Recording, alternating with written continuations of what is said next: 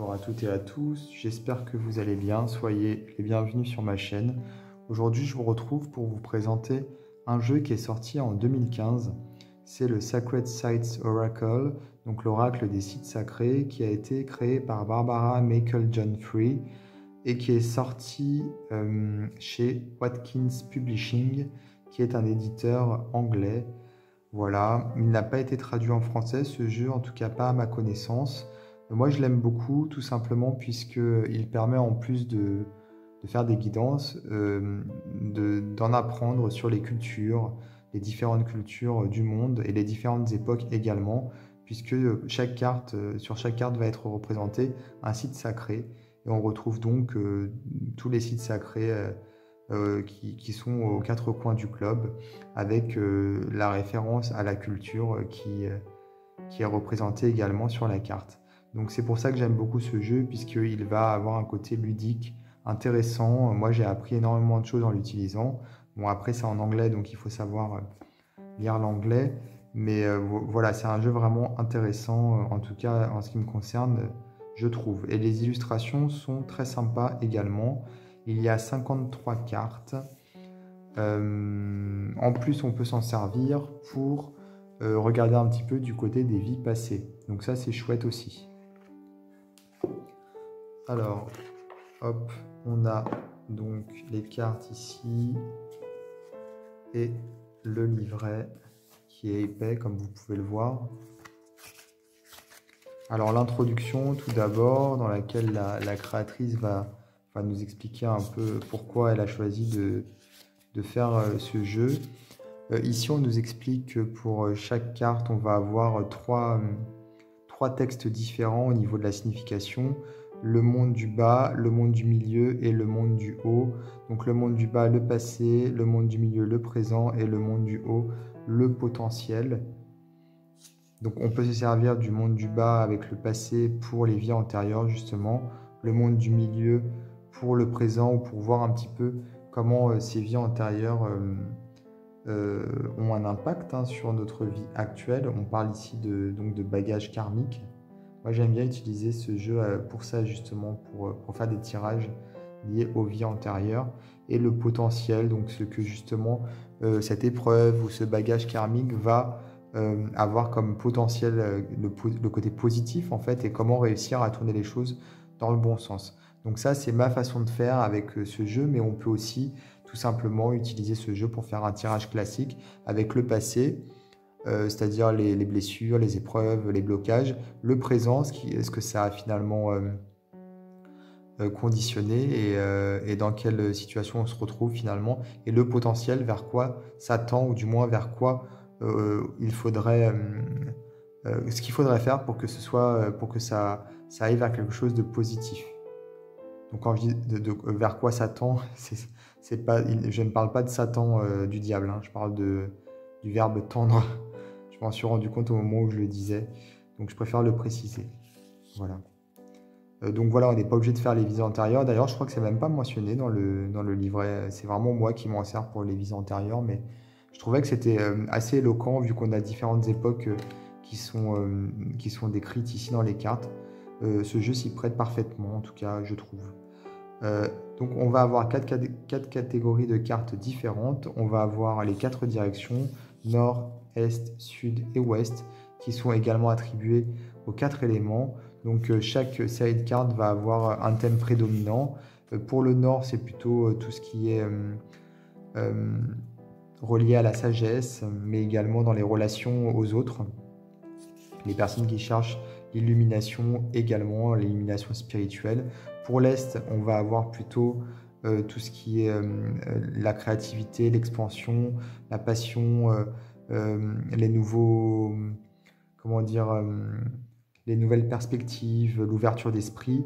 Pour le Sud, on va plutôt avoir le côté un peu rituel, tribal, le fait d'être connecté à la Terre. Bon, pour le coup, ouais, non, ça aurait été plutôt la Terre normalement, mais ici c'est plutôt le Sud pour le coup. Mais ouais, c'est la Terre-mère ici, les incantations, la méditation. C'est un peu, finalement, le Sud ici, c'est un peu comme si on regardait le chakra racine, quoi. Voilà, qui est quelque part aussi associé à la couleur rouge, qui est la couleur du feu. mais le chakra racine au sens propre du terme. Ses racines, son ancrage. L'ouest ici qui est plutôt relié aux côtés des challenges, de la combativité, de des peines, des frustrations, etc. Donc on n'est pas vraiment sur la symbolique des éléments classiques, puisque c'est vrai que l'ouest c'est plutôt les émotions, alors que là le côté émotionnel on l'a plutôt pour le nord, avec le côté relationnel. On a ici pour l'Est plutôt la créativité, la passion qu'on retrouve généralement pour le feu, le Sud. Pour le Sud, on a plutôt la terre, hein, puisque voilà, donc plutôt, ce serait plutôt le Nord finalement. Et pour l'Ouest, le côté combatif, bon, on peut le retrouver pour le feu, mais bon, il y a quand même les anxiétés, les peurs, les émotions, donc on retrouve aussi l'eau. Mais voilà, c'est pas exactement construit sur les 4 éléments classiques. D'ailleurs, elle ne parle pas vraiment des éléments, c'est surtout moi qui le dis, puisqu'on a les 4 directions, et donc instinctivement, je fais le lien avec les éléments, mais elle n'en parle pas particulièrement. Voilà. Donc au final, je pense qu'elle s'est pas trop inspirée des éléments pour construire ces catégories, hein, de ce que j'ai compris. Et puis on a une carte supplémentaire qui sort des catégories, donc elle fait partie d'aucune des 4 catégories. C'est la carte pouvoir qui représente la Mecque. Voilà. Et celle-ci, quand on la tire, on est invité à tirer une autre carte pour essayer de la comprendre. Elle pointe du doigt quelque chose d'assez important.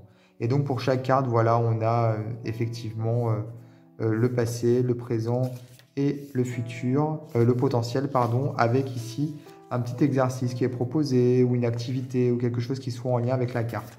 Et ici, donc, on a le nom du lieu, hein, tout simplement, du lieu sacré. On a l'énergie du lieu, donc l'illumination pour celle-ci, et on a l'endroit, donc on a la région et le pays. Voilà, comme ça on peut identifier le lieu et on peut même faire des recherches supplémentaires dans des bouquins sur internet si on veut aller plus loin dans ce site sacré, voilà, qui est représenté sur la carte qu'on tire. Donc c'est pour ça que j'aime bien. Et puis comme je disais, on a vraiment la possibilité de s'en servir pour, en tout cas moi c'est ce que je fais, pour les vies passées, comprendre un peu les bagages karmiques, comme on dit, les blocages, etc. Donc là, la carte ici, c'est la Mecque, hein. Donc c'est la carte du pouvoir. Et là, on a la catégorie du Nord. Donc les catégories ont des bordures de différentes couleurs, voilà, comme vous pouvez le voir. Et en plus, on a une flèche ici en haut pour le Nord, ici en haut de la carte. Ça nous permet d'identifier la catégorie.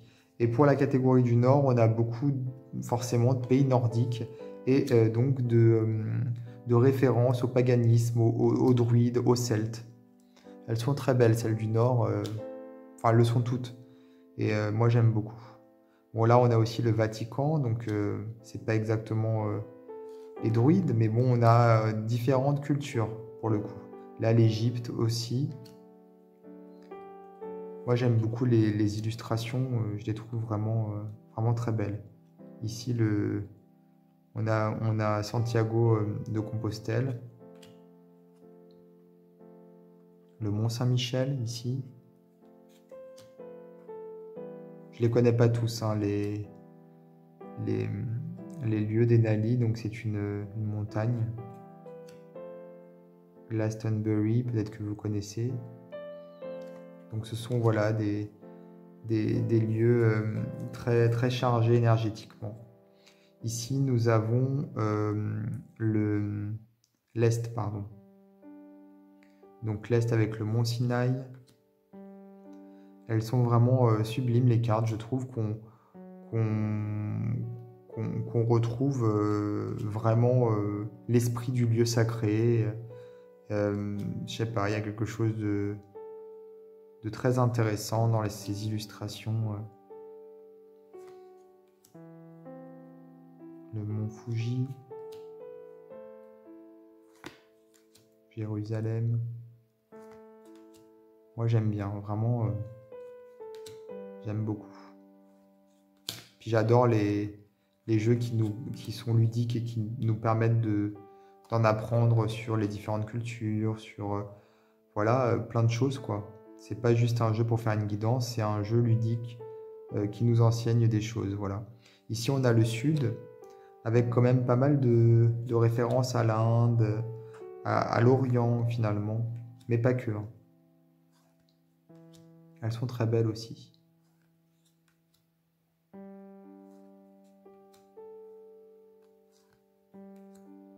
Plutôt, le sud, c'est plutôt ouais, relié à des cultures tribales, j'ai l'impression.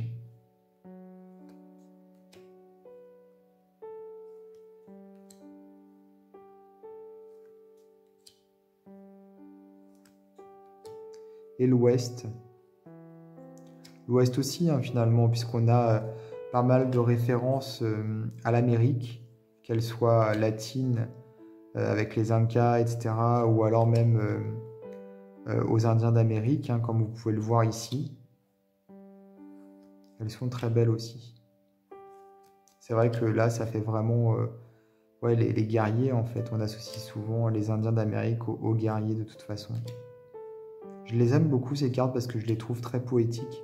Et puis même si on a des sites sacrés différents, des cultures différentes, on a une cohérence dans les illustrations. Le jeu est très cohérent, je trouve, au niveau des illustrations. Ouais, il est chouette. Alors après, moi j'ai un petit défaut sur mon jeu. Je ne sais pas si c'est tous les jeux ou si c'est juste le mien, mais il y a eu des problèmes d'impression au niveau du dos. Ici, on a une bande en bas, ici également.